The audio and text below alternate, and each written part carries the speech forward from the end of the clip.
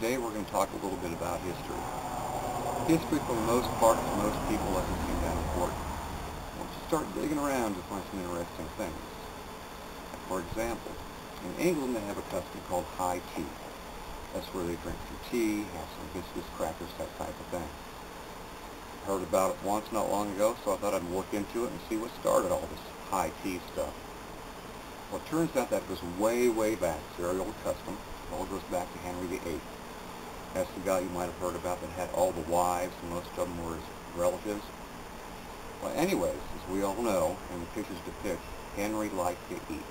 He liked to eat a lot. They always picture him as big and rotund. Okay? But Henry also had problems.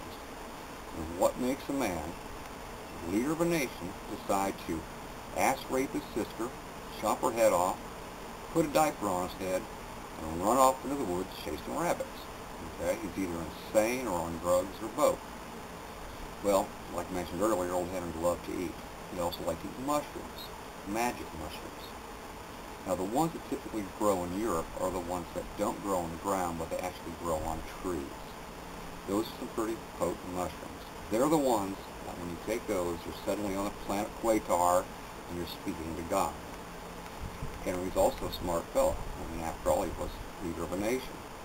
He figured out that if he brewed up a little tea with these mushrooms and drank the tea, he would get high twice as fast. So instead of in the afternoon, he would have his tea in the morning.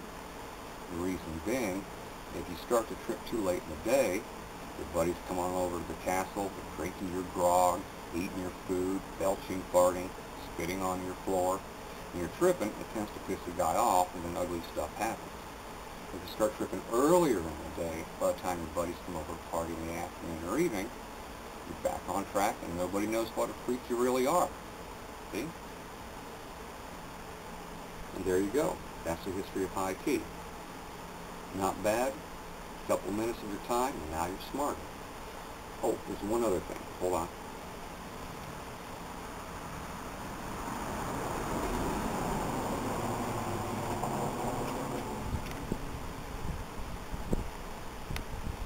Well, I don't remember right now. It must not have been that important.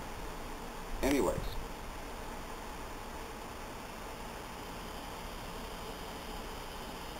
You know, sometimes I wish I had a sister.